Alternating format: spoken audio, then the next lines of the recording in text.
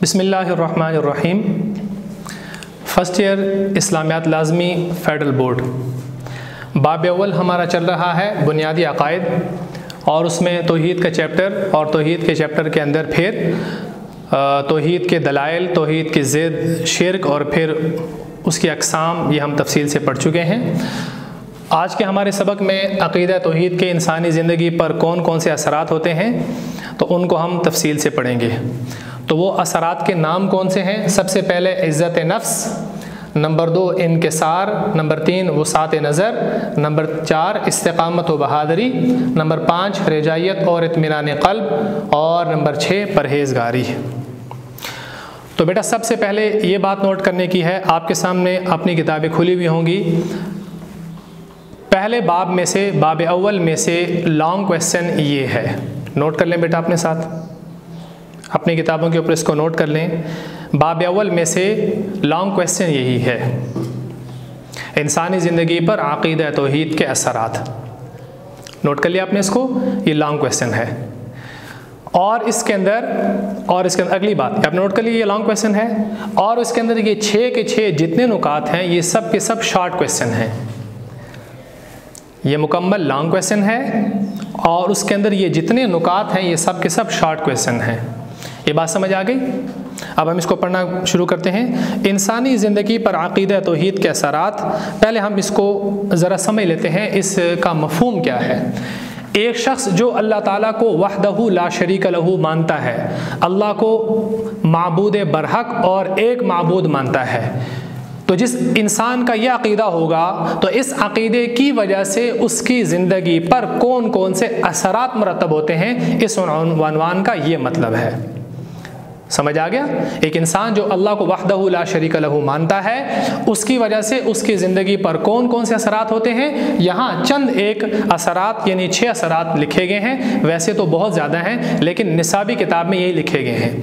بعض جو اس کتاب کے علاوہ بہت ساری کتابیں جو لوگوں نے خلاصے لکھے ہیں یا تفصیل سے باقی دوسری گائیڈ بک وغیرہ لکھی ہیں، تو ان میں اور بہت زیادہ لکھے گئے ہیں۔ لیکن بیٹا فیڈرل بورڈ کے اعتبار سے آپ کو اہم بات یہ بتاتا ہوں کہ فیڈرل بورڈ میں جب پیپر چیک کرنے کے لیے جو اہم نکات بتائے جاتے ہیں، ان میں سے سب سے پہلے نصابی کتاب کے جو عنوانات، عنوان کا مطلب ہیڈنگ، اس سوال کے میں نے 6 ہیڈنگز جو کتاب میں لکھی ہیں وہ لکھی ہیں، تو سب سے پہلے ہمیں وہی نصابی عنوانات جو ہیں وہ لکھنے ہوتے ہیں، ہیڈنگز لکھنی ہوتی ہیں۔ ہاں، جب آپ نصابی عنوانات مکمل کر لیں، اس کے بعد اگر آپ ایکسٹرا لکھنا چاہتے ہیں تو وہ اچھی چیز ہے، اور آپ کو نمبر مکمل کرنے یا آپ کو نمبر زیادہ ملنے کے لیے چانسز ہوتے ہیں کہ آپ اس کے علاوہ بھی ان کے ساتھ ایڈ کریں، لیکن سب سے پہلے آپ نے اسی ترتیب سے یہی سارے عنوانات لکھنے ہوتے ہیں۔ یہ ایک بہت اہم بات ہے۔ اب ہم اس کو پڑھنا شروع کرتے ہیں۔ انسانی زندگی پر عقیدہ توحید کے اثرات، کتاب پہ دیکھیے۔ توحید سے انسان کے فکر و عمل اور شخصیت میں نمایاں اور انقلابی تبدیلیاں رونما ہوتی ہیں، جن میں سے چند ایک یہ ہیں۔ سب سے پہلے عزت نفس۔ عقیدہ توحید انسان کو عزت نفس عطا کرتا ہے۔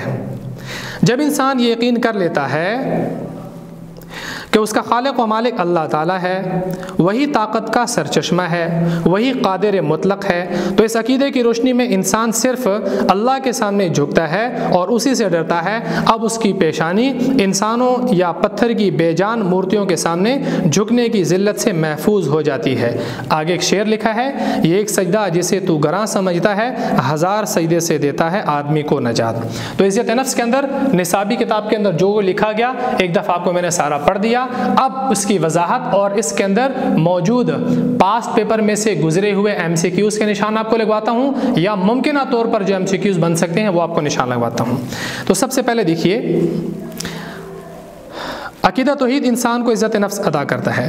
جب انسان یقین کر لیتا ہے کہ اس کا خالق و مالک اللہ ہی ہے، وہی طاقت کا سرچشمہ ہے۔ نوٹ کیجئے بیٹا، طاقت کا سرچشمہ ذات ہے، طاقت کا سرچشمہ ذات ہے۔ نوٹ کیجئے بیٹا، پاسٹ پیپر کا MCQs ہے، طاقت کا سرچشمہ ذات اللہ کی ذات ہے۔ نوٹ کرو بیٹا، اس کو نوٹ کر لیا، طاقت کا سرچشمہ ذات کون ہے؟ اللہ کی ذات ہے۔ آگے وہی قادر مطلق ہے۔ قادر مطلق کون ہے؟ آپ کو پچھلے لیسن میں بتا چکا تھا کہ قادر کا مطلب ہوتا ہے قدرت رکھنے والا، قادر کا مطلب قدرت رکھنے والا، اور مطلق کا مطلب ہوتا ہے بغیر کسی شرط کے، مطلق کا مطلب بغیر کسی شرط کے، یعنی ہر جگہ ہر چیز پر بغیر کسی شرط کے قدرت رکھنے والی اگر کوئی ذات ہے تو وہ اللہ کی ذات ہے۔ تو قادر مطلق کا مطلب سمجھ آ گیا؟ تو قادر مطلق کون ہے؟ اللہ کی ذات ہے۔ تو اس عقیدے کی روشنی میں انسان صرف اللہ ہی کے سامنے جھکتا ہے اور اسی سے ڈرتا ہے، اس کی پیشانی انسانوں یا پتھر کی بے جان مورتیوں کے سامنے جھکنے کی ذلت سے محفوظ ہو جاتی ہے۔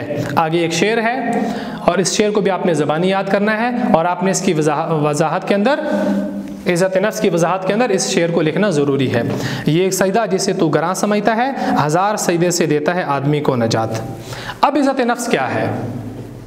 اس کو ذرا اب ہم پریکٹیکلی اپنی زندگی میں دیکھ لیتے ہیں۔ ایک مثال کے ذریعے سے آپ کو یہ اس کی وضاحت کرتا ہوں۔ عزت نفس، ایک انسان ملازم ہے اور اس کا مالک، اس کا آقا، اس کا باس وہ ایک شخص ہے، ایک ملازم اور ایک اس کا باس، ایک اس کا مالک۔ جب اس کو مالک کوئی کام کہتا ہے کہ یہ کام کرو، یہ کام کرو، یہ کام کرو، یہ کام کرو، وہ ملازم جو کام وہ بتاتا جاتا ہے وہی کام وہ کرتا ہے۔ ایک اس انسان کی، اس غلام کی، اس نوکر کی یہ زندگی گزر رہی ہے، اس کو جس وقت میں مالک جو کام بتاتا ہے وہ کام کرتا ہے۔ یہ ہو گئی ایک نوکر کی مثال۔ دوسرا نوکر وہ ہے کہ جس نوکر تو وہ ایک ہے لیکن اس کے آقا، اس کے مالک، اس کے باس 3 یا 4 ہیں، اور اس کو ان سب کی بات ماننا لازم ہے اور ضروری ہے۔ تو ایک وقت میں اس نوکر کو اس کا ایک مالک ایک کام کہتا ہے، اس کا دوسرا مالک اسی وقت میں اس کو دوسرا کام کہتا ہے، اور اس کا تیسرا مالک، اس کا باس، اس کو اسی وقت میں تیسرا کام کہتا ہے۔ یا بعض اوقات ایسے ہوتا ہے کہ ایک مالک نے ایک کام بتایا، ابھی وہ کام کر رہا تھا کہ دوسرا مالک اس کو کہتا ہے یہ کام نہیں کرو، اس کو خراب کرو، یہ ایسے نہیں کرنا۔ تو مجھے بتائیے پہلے نوکر میں اور دوسرے نوکر میں، پہلے ملازم میں اور دوسرے ملازم میں کس کی زندگی زیادہ بہتر گزرے گی؟ آیا اس کی زندگی جو اس کا صرف ایک ہی مالک ہے، وہ اس کو ایک کام بتاتا ہے اور وہ اطمینان سے کرتا ہے اور وہ اس کو اپنے مالک کو بتاتا ہے میں نے آپ کا بتایا ہوا کام کر لیا، یا وہ ملازم کہ جس کے ایک وقت میں 3 آقا ہیں اور کبھی کوئی کو کیا کام بتاتا ہے تو کبھی کیا کام بتاتا ہے، اس کی زندگی بہتر گزرے گی؟ تو بیٹا یہی ہے عزت نفس، کہ ایک انسان جب اپنی عبادت کے حوالے سے اللہ ہی کو اپنے وحدہ لا شریک لہ معبود برحق مان لیتا ہے تو اللہ تعالیٰ کے احکامات ہی اس کے ذمہ لازم ہوتے ہیں، اس پر عمل کرے۔ اور اگر ایک انسان اس کے برعکس 2 یا 3 یا زیادہ خداؤں کا پرستار ہو، ان کا عبادت کرنے والا ہو، ان کا ماننے والا ہو، تو ایک وقت میں ایک کا کام، دوسرے وقت میں دوسرے کا کام، یا ایک وقت میں بہت ساروں کام، تو یہ ملازم ان کے احکامات کو بجا نہ لا سکے گا اور وہ عزت کی زندگی نہیں گزار سکے گا۔ تو یہ ہے کہ اگر آپ اپنی پیشانی کو کسی ایک در پہ جھکا لیں تو بہت سارے دروں پر اپنی پیشانی جھکانے سے آپ کو بچا لیتا ہے۔ یہ شعر کا مطلب ہے، یہ ایک سجدہ جسے تو گراں سمجھتا ہے، اگر تم ایک وحدہ لا شریک لہ معبود برحق اللہ تعالیٰ کے سامنے پیشانی جھکا دیتے ہو تو وہ بہت سارے خداؤں کے سامنے پیشانی جھکانے سے آپ کو بچا لیتا ہے۔ یہ ایک سجدہ جسے تو گراں سمجھتا ہے، اس جو آپ کو مشکل لگ رہا ہے، لیکن یہ ایک سجدہ کرتا کیا ہے کہ 1000 سجدے سے دیتا ہے آدمی کو نجات۔ امید ہے آپ کو عزت نفس اچھے طریقے سے سمجھ آ گیا ہوگا۔ دوسرا ہمارا عنوان ہے انکسار۔ جیسے کہ لفظ سے یہ معنی واضح ہو رہا ہے، انکسار عاجزی کو کہتے ہیں، انکساری عاجزی کو کہتے ہیں۔ کتاب سے پڑھ لیتے ہیں۔ عقیدہ توحید سے تواضع و انکسار پیدا ہوتا ہے، کیونکہ توحید کا پرستار جانتا ہے کہ وہ اللہ کے سامنے بے بس ہے، اس کے پاس جو کچھ ہے سب اس کا یعنی اللہ کا دیا ہوا ہے۔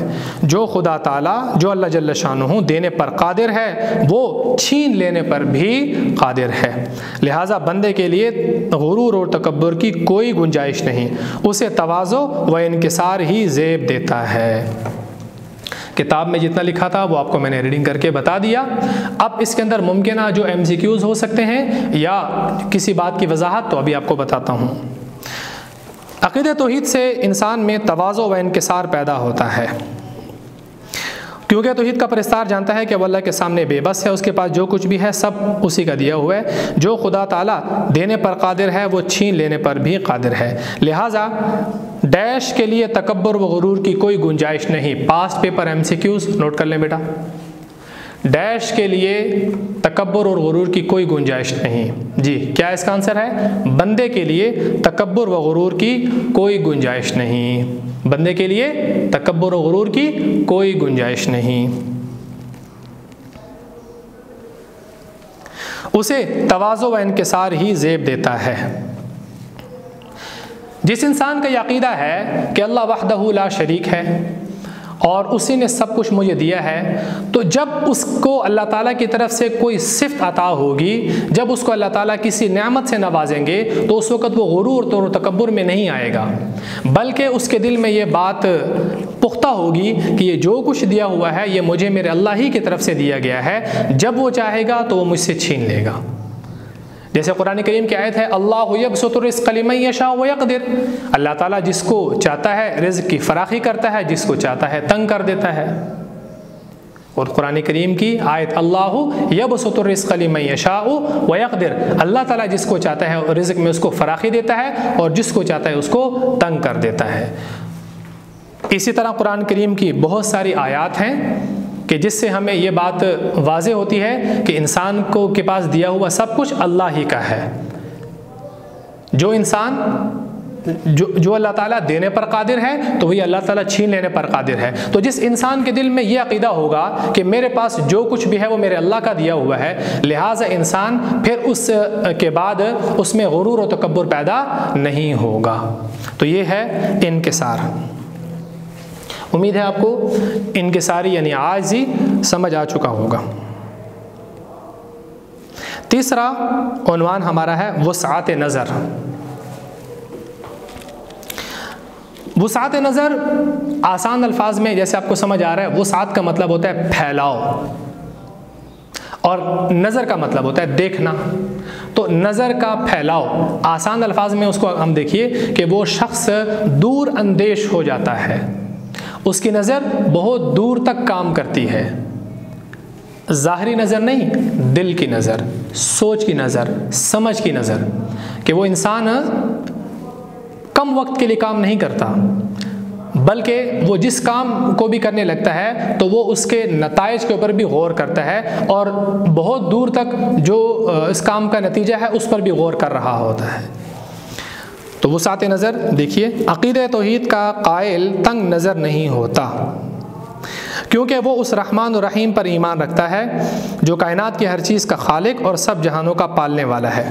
اس کی رحمتوں سے سب فیض یاب ہوتے ہیں۔ اس عقیدے کے نتیجے میں مومن کی ہمدردی، محبت اور خدمت عالمگیر ہو جاتی ہے اور وہ ساری خلق خدا کی بہتری کو اپنا نصب العین بنا لیتا ہے۔ تو کتاب میں جو لکھا وہ آپ کو پڑھ دیا، اب اس میں سے ممکنہ جو MCQs ہو سکتے ہیں وہ آپ کو بتاتا ہوں۔ عقیدہ توحید کا قائل تنگ نظر نہیں ہوتا، اس جملے کو انڈر لائن کیجیے۔ عقیدہ توحید کا قائل تنگ نظر نہیں ہوتا، یہ MCQs میں جملہ لکھا ہوا ہوگا اور آگے اس کے سامنے لکھا ہوگا کہ یہ عقیدہ توحید کے انسانی زندگی پر اثرات کے کس اثر کو نمایاں کرتا ہے، یہ اس کا تعلق کس اثر سے ہے۔ تو آیا اس کا تعلق جو ابھی ہم نے جملہ پڑھا کہ عقیدہ توحید کا قائل تنگ نظر نہیں ہوتا، کیا اس کا تعلق پرہیزگاری کے ساتھ ہے؟ آگے 4 آپشن، یا اس کا تعلق استقامت اور بہادری کے ساتھ ہے، یا اس کا تعلق عزت نفس کے ساتھ ہے۔ تو کوئی سے 4 آپشن جو یہاں پر دیے گئے ہیں یا اس کے علاوہ آپشن بھی 4 لکھے جا سکتے ہیں اور اس میں سے یہ جملہ لکھا ہوگا کہ اس کا تعلق ان میں سے کس کے ساتھ ہے۔ تو یہ جملہ ہے کہ عقیدہ توحید کا قائل تنگ نظر نہیں ہوتا، اس کا تعلق کس کے ساتھ ہے؟ اس کا تعلق ہے وسعت نظر کے ساتھ۔ کس کے ساتھ؟ وسعت نظر کے ساتھ اس کا تعلق ہے۔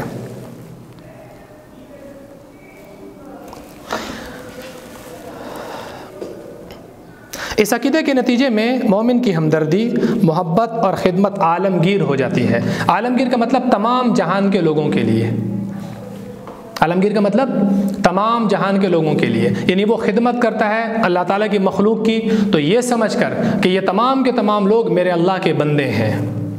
میرا اللہ جس نے مجھے پیدا کیا، میرا اللہ جس نے مجھے سب کچھ دیا، میرا اللہ جس کو میں وحدہ لا شریک لہ مانتا ہوں، اس نے ہی ان تمام مخلوقات کو پیدا کیا ہے۔ لہٰذا اگر میں اپنے اللہ کو خوش کرنا چاہتا ہوں تو میں ان کی خدمت کروں، ان کے ساتھ ہمدردی سے پیش آؤں، ان کے ساتھ اچھا برتاؤ کروں، جس کی وجہ سے میرا اللہ مجھ سے خوش ہو جائے گا۔ تو یہ ہے وسعت نظر کہ انسان کی نظر پھر ذاتیات تک نہیں ہوتی کہ میرا اپنا جہاں تک میری ذات کا تعلق یا جہاں تک میرے فوائد کا تعلق میں صرف وہاں تک محدود رہوں، نہیں، بلکہ اس کی نظر عالمگیر ہو جاتی ہے اور اس کی خدمت کا میدان، وہ خدمت خلق، ساری خدا کی جو مخلوق ہے ان کی خدمت اس کا نصب العین بن جاتا ہے۔ آخری جملہ، اور وہ ساری خلق خدا کی بہتری کو اپنا نصب العین بنا لیتا ہے۔ یہ ہے وسعت نظر۔ تو یہاں تک آج ہم نے 3 عنوانات پڑھے انسانی زندگی پر عقیدہ توحید کے اثرات کون کون سے تھے۔ 6 ہم نے اس کے عنوانات پڑھے جو کتاب میں لکھے گئے تھے۔ پہلا عزت نفس، دوسرا انکسار، تیسرا وسعت نظر۔ تو آج کی کلاس میں ہم نے ان 3 عنوانات کو ہی پڑھا۔ انشاءاللہ اگلی کلاس میں ہم اس سے آگے جو آنے والے عنوانات ہیں ان کو تفصیل سے پڑھیں گے۔ السلام علیکم۔